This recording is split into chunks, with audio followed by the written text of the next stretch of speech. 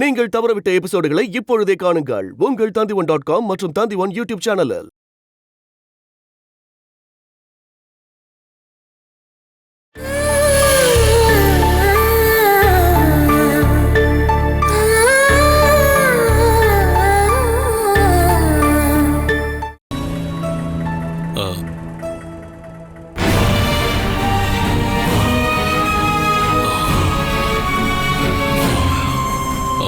எவ்வளவு ஆச்சு?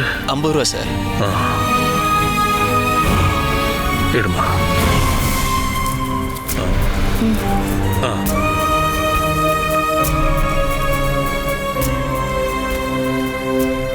சரி.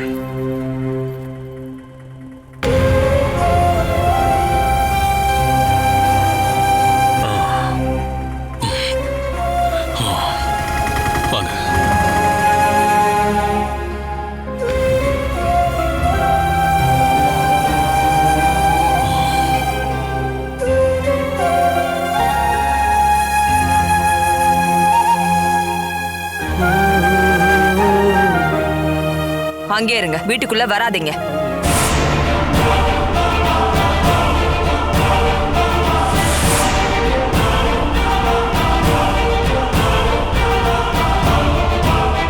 எதையாவது சொல்றதா இருந்தா இங்க இருந்தே சொல்லிட்டு போயிட்டே இருங்க. நான் என்னுடைய அப்பா அம்மா தம்பி பாக்குறதுக்காக வந்திருக்கேன். அப்படி எல்லாரும் இங்க இருக்காங்கன்னு உங்ககிட்ட யார் சொன்னது? இங்க பாருங்க அண்ணே, நீங்க இந்த மாதிரி எல்லா விஷயத்துக்கும் கோவமா பேசாம கொஞ்சம் அமைதியா பேசி பழகுங்க. நீ எல்லாம் எனக்கு அட்வைஸ் பண்றியா? ஐயோ, உங்களுக்கு அட்வைஸ் பண்றதுக்கு நான் யாரு? அட்வைஸ் பண்ற ஆளு இந்த மாதிரி உட்காந்துருக்காருன்னு நினைச்சு அதோட ஃப்ரஸ்ட்ரேஷனை இப்படி எல்லார் மேலேயும் காட்டாதீங்க.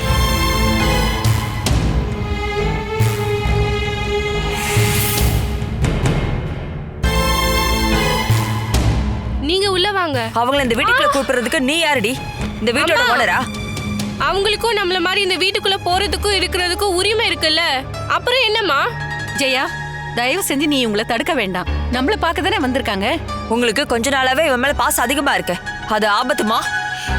நான் ஒரு முக்கியமான வேலைக்காக இப்ப வெளியே கிளம்புறேன். நீங்க ஏதாவது சொல்லணும்னு நினைச்சீங்கன்னா இப்ப சொல்லலாம். இல்ல எங்களை பார்க்க வந்தீங்கன்னா பாத்துட்டீங்கல்ல, இப்ப நீங்க கிளம்பலாம்.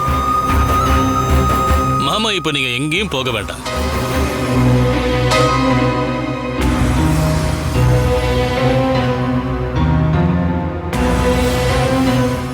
நாங்க இங்க இருக்கிறவங்களை பார்த்துட்டு போலான்னு மட்டும் வரல, உங்க எல்லாரும் கூடவும் ஒரு 2 நாள் தங்கிட்டு போலான்னு தான் வந்திருக்கோம்.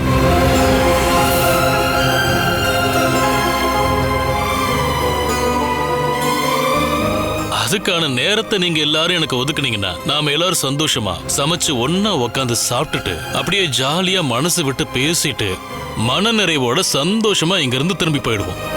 அப்படி இல்லைன்னா இந்த வீட்டை நாங்க 2 ஆக்கிட்டு தான் இங்க இருந்து போவோம். அப்ப நீங்க ஏன் பயப்படுறீங்க? பிச்சைக்காரங்க மாதிரி வந்து ஒரு குடும்பம் அக்கிரமம் பண்றாங்க அப்படின்னு சொல்லி ஸ்டேஷன்ல கம்ப்ளைண்ட் பண்ணுங்க, போங்க. ஜெயா, நான் கடைக்கு பேசு. என்னுடைய இதயத்திலையும் ரெக்கார்ட்ஸ்லயும் அப்பா அம்மாவோட பேரு என்ன எழுதிருக்கு அப்படின்னா செம்பகச்சேரி ஜெயச்சந்திரன் சுதாலட்சுமியன் தான். நீங்க என்னுடைய அப்பா அம்மா இல்லைன்னு சொன்னீங்கன்னா இப்பவே சொல்லுங்க. நான் இந்த நிமிஷம் இந்த இடத்த விட்டு போயிடுறேன்.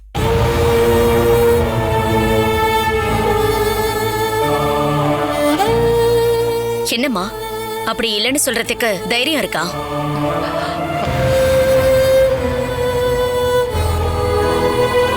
அப்படி சொல்றதுக்கு தைரியம் இருக்காப்பா?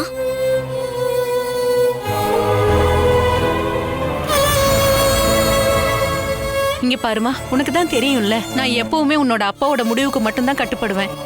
அவரை மீறி நடக்க என்னால எப்பவும் முடியாது.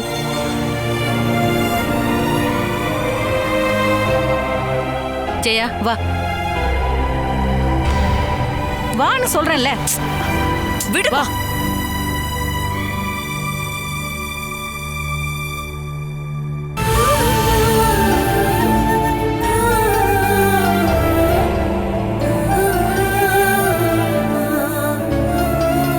இப்படி ஒரு நிலைமையில நான் உங்களை பார்க்க வேண்டியதை பிடிச்சு மாமா.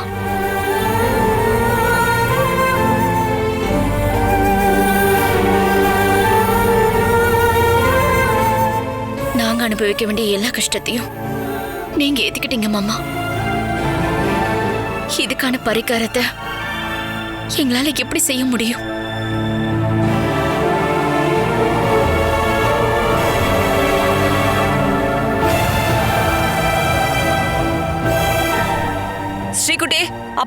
கூட்டிட்டு வரியா இல்லையா? உள்ள கூட்டிட்டு வாடி.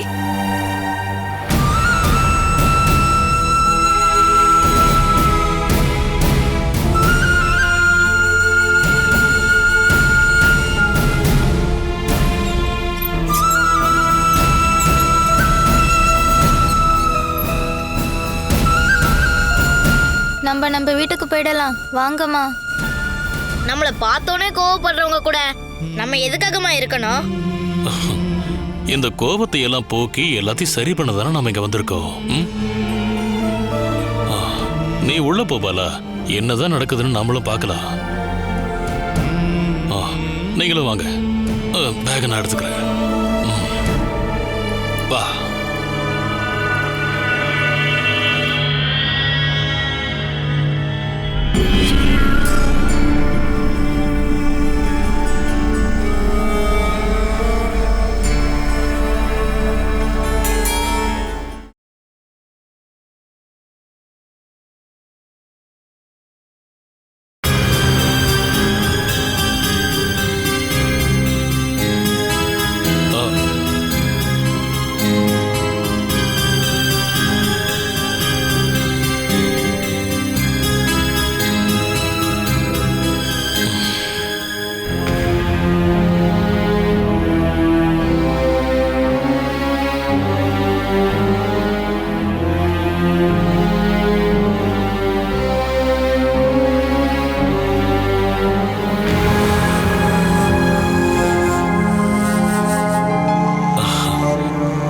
நீங்க எல்லாரும் வந்திருக்கிறதா கேள்விப்பட்டோம்.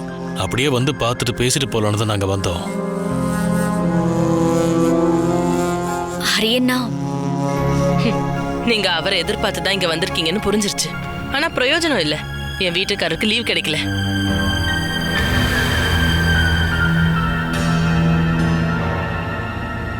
இங்க வந்தாலும் ஹரிக்கு தேவையில்லாத நஷ்டம். அவரோட செலவு பார்த்தது இல்லாம மத்தவங்க செலவையும் சேர்த்து பார்க்க வேண்டியிருக்கும்ல.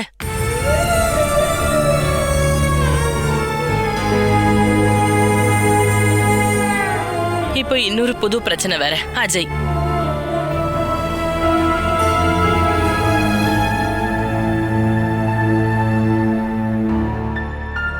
துபாயில் அவன் நடத்திட்டு இருந்த கம்பெனி நஷ்டமாயி போலீஸ் கேஸ் ஆயிடுச்சு. ஜெயிலுக்கு போக விடாம எல்லா பணத்தையும் ஹரியே செட்டில் பண்ணிட்டாரு. அவனையும் இங்க கூட்டிட்டு வந்திருக்கேன். திவ்யா, நீ என்ன சொல்லிக்கிட்டு இருக்க? அஜய்க்கு எப்படி பிசினஸ் இவ்வளவு நஷ்டமாச்சு? அஜய் மேல ரூம்ல தான் இருக்கான். அவன்கிட்டயே போய் என்ன நடந்ததுன்னு கேட்டு தெரிஞ்சுக்கோங்க.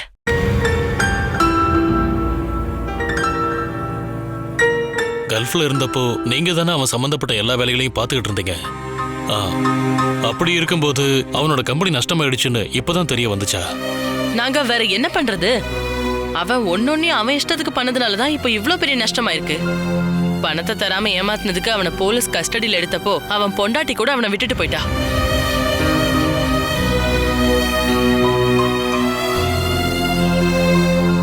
அஜய்க்கான ஃப்ளைட் டிக்கெட்டையே ஹரி தான் புக் பண்ணி கொடுத்தாரு. அவனுக்கு எந்த பிரச்சனையும் இல்லாம இங்க கொண்டு வந்து சேர்த்துட்டாரு. இதுக்கப்புறம் இங்க இருக்கிறவங்கள அவனை நல்லா பாத்துக்கிட்டா அதுவே போதும்.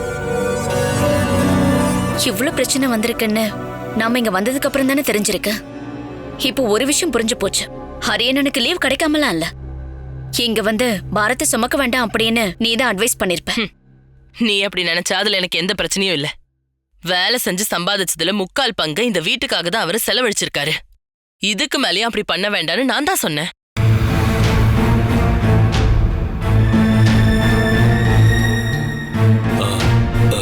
நான் போய் அஜயை பார்த்துட்டு வரேன். அஜய் எங்க இருக்கா? மேல ரூம்ல இருக்கான்.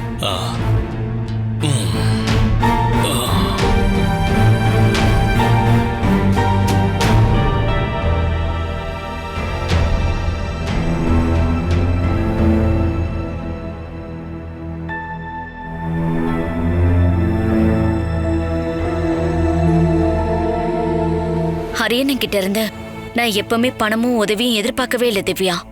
1 ரூபா கூட எனக்கு வேண்டவே வேண்டாம். எப்பயாவது ஒரு தடவை நீயும் குழந்தைங்களும் நல்லா இருக்கியான்னு கேட்டாலே போதும். அதை நினைச்சு நான் சந்தோஷப்பட்டுக்குவேன்.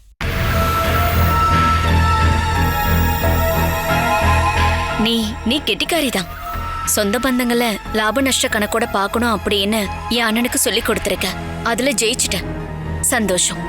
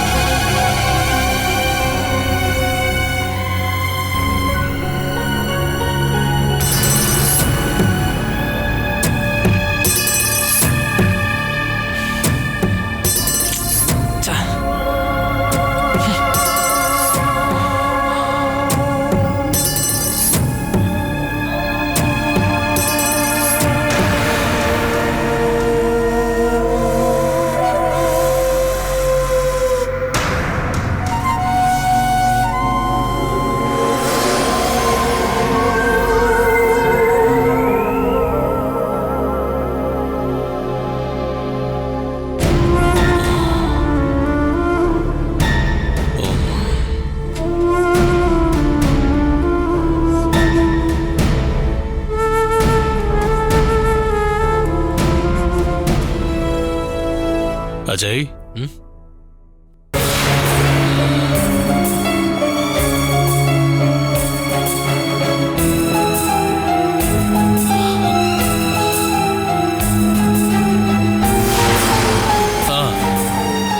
துபாயில இருந்து வந்திருக்க. அக்காவுக்கும் மாமாவுக்கும் எதுவும் வாங்கிட்டு வரலையா? ஓ, எங்களோட பேரு லிஸ்ட்ல இருக்காது இல்லையா? அப்படித்தானே? இல்ல, எங்க வரவை கட் பண்ணிட்டீங்களான்னு கேட்க வந்திருக்கோம். நான் மட்டும் இல்ல, பாலா, குழந்தைங்க எல்லாரும் வந்திருக்கோம்.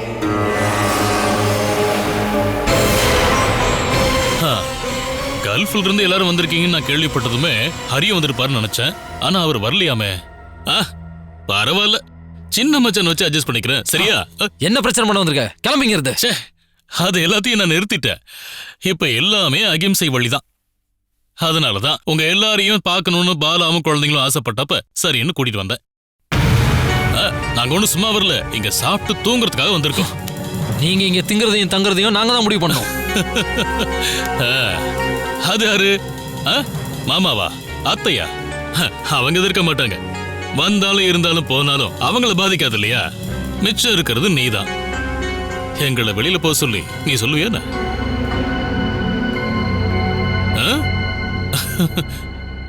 என்ன அஜய், எங்களை வெளியே அனுப்பணும்னு நீ நினைக்கிறியா? அப்படின்னா நாங்க கண்டிப்பா இங்க தங்குவோம். ஓகே.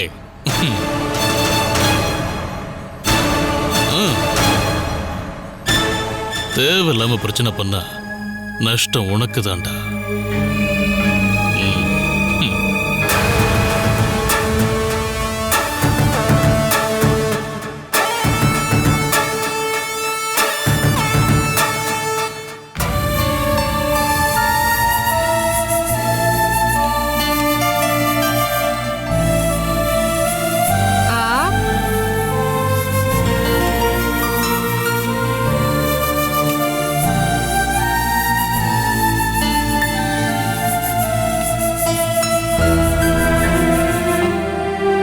சாப்பிடுங்கப்பா.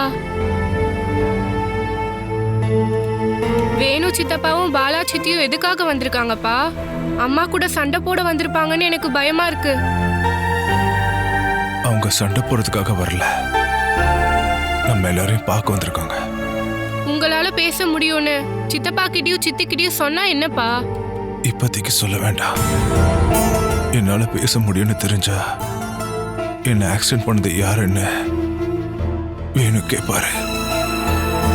அந்த ஆக்சிடென்ட் பின்னாடி இருக்கிறது அவருக்கு தெரிஞ்ச ஆளுதான்னு இப்போதைக்கு அவருக்கு தெரிய வேண்டாம். அவங்க எல்லாரையும் நாணி பிடிச்சு தகுந்த ஆதாரத்தோட அவங்கள நான் வேணுக்கு முன்னாடி நிக்க வைப்பேன்.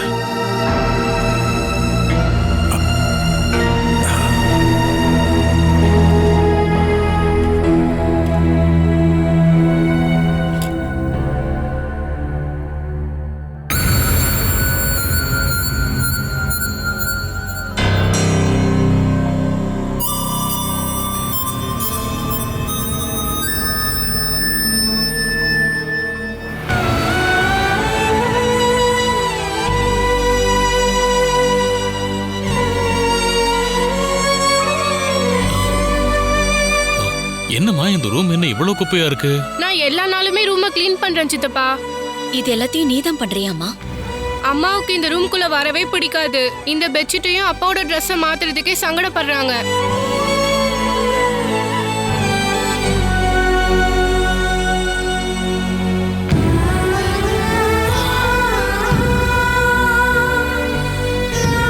குடுமா சித்தி கொடுக்குறேன். வேணா சித்தி, அம்மா வரும்போது நீங்க அப்பாவுக்கு கஞ்சி குடுக்கறத பார்த்தா அவ்வளவுதான், பிரச்சனையும் பெருசாயிடும்.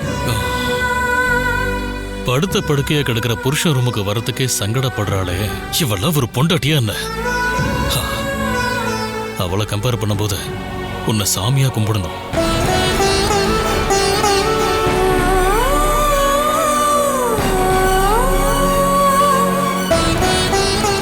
நீ இப்ப மனோஜுக்கு சாப்பாடு ஊட்டி விடும்போது ஜெயா வந்து ஏதாவது சொன்னான்னா அதுக்கப்புறம் அவ யாரும் முன்னாடி நிமிர்ந்து நிக்க முடியாம பண்ணிடுவேன்.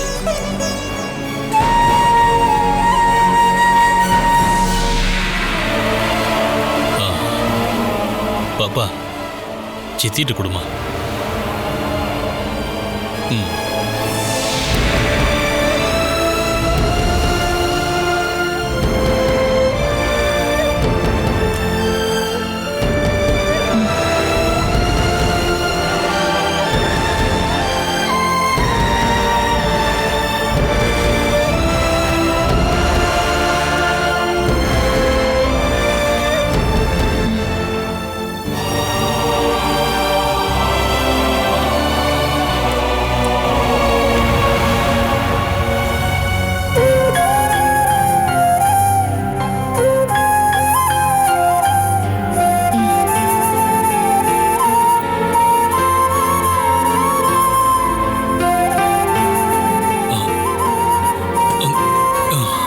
நம்மளுக்குள்ள எந்த ரத்த பந்தமும் இல்ல. அப்படி இருந்தும் என்ன நீங்க காப்பாத்த வந்தீங்க மனோஜ். உங்களுக்காக நாங்க என்ன பண்ணாலும் நீங்க பண்ண உதவிக்கு ஈடாகாது.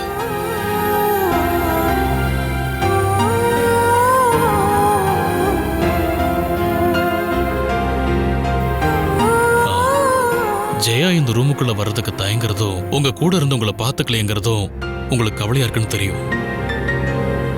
அதுக்கான ஒரு முடிவு எடுத்துட்டு தான் நாங்க இங்கிருந்து போவோம்.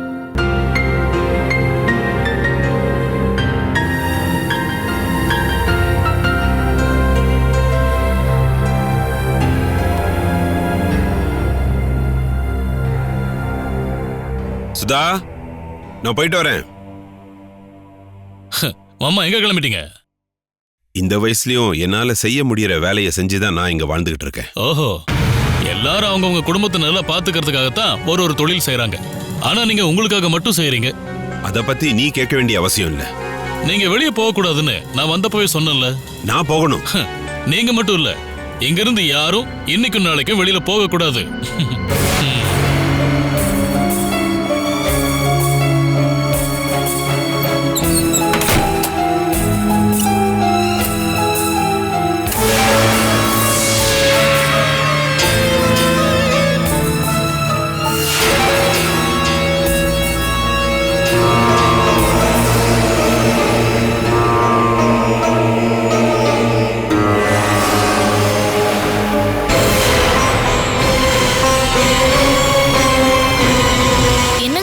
சத்தம் கேக்குது.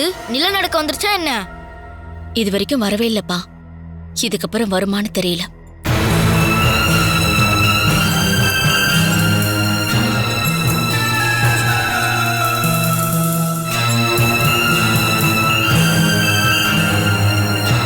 இந்த வீட்ல துணிச்சலான ஆம்பளைங்களே கிடையாது.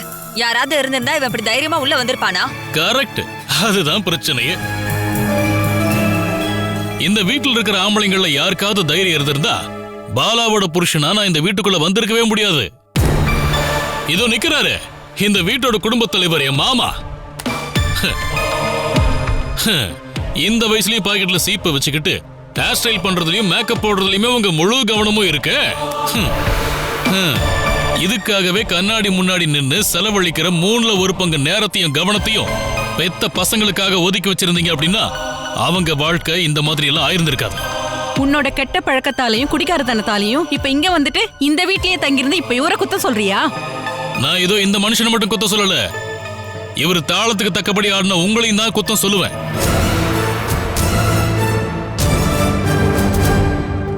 நாலு பசங்க இருக்கும்போது அந்த 4 பேருக்குமே பாசத்தையும் அன்பையும் சரிசமமா கொடுக்க வேண்டியது நீங்க தான்.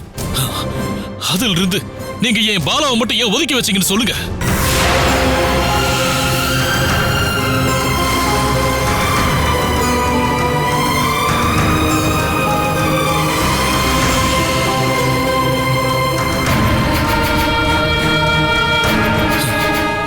புருஷன் குடிகாரனா பைத்தியக்காரனா இருந்ததுனாலயா?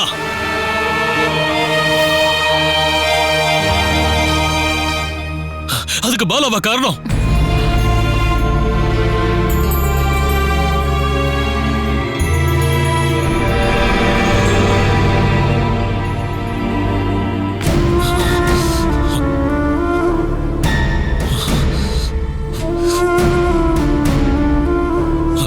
பாலா,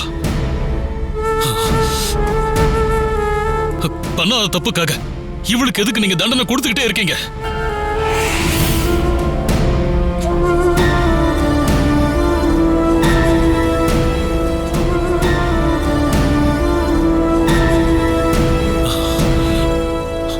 அம்மாங்கிற முறையில இவளுக்காக ஒரு சொட்டு கண்ணீர் நீங்க விட்டுருப்பீங்களா? இவ வருத்தப்படும் போது இவளை அரவணைச்சு ஆறுதல் சொல்லிருக்கீங்களா? நீங்க பெத்த பொண்ணுக்காக ஒரு அம்மாங்கிற முறையில நீங்க என்னதான் பண்ணீங்க?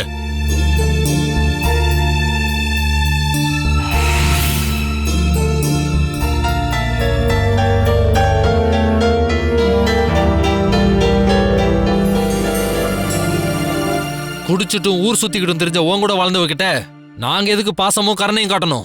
ஆஹா, சார் இங்கதான் இருக்கீங்களா? நான் கவனிக்கல. வாங்க, நான் சொல்றேன். இறங்கி வாங்க சின்ன மச்சான். நான் ஒரு கேடு கட்டவன், புறம்போக்கு, எப்பவுமே திருந்த மாட்டான்னு உங்களுக்கு தெரிஞ்சதுக்கு அப்புறம் என் கண்ணத்தை பார்த்து ஒரு அரைஞ்சு எங்களுக்கு விவாகரத்து வாங்கி கொடுத்து உன் அக்காவை கூட்டிட்டு போயிருக்கலாம்ல? அப்படி மட்டும் நீ பண்ணிருந்தா நீ ஒரு ஆம்பளன்னு நான் சொல்லியிருந்திருப்பேன். அக்கா மேல பாசம் வச்சிருக்கிற தம்பியா இருந்தா அப்படித்தானே பண்ணிருந்திருப்பாங்க.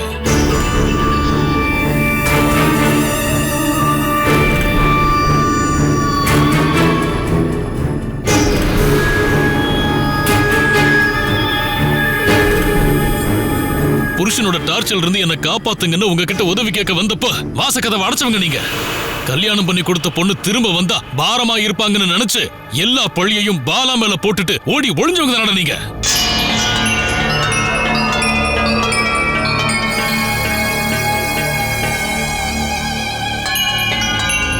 புருஷனை நல்லவனா திருத்த வேண்டியது அது பொண்டாட்டியோட பொறுப்பு. அடுத்தது நீங்களா? இதோ உங்க புருஷன் இருக்காரு இல்லையா, இவரை சரி பண்ணுங்க. கட்டுன புருஷனோட மலமும் மூத்திரமும் இருக்கிற பெட்ஷீட்டை மாத்த கஷ்டப்படுற நீங்க பாலாவுக்கு ஒன்னும் அட்வைஸ் பண்ண வேண்டாம்.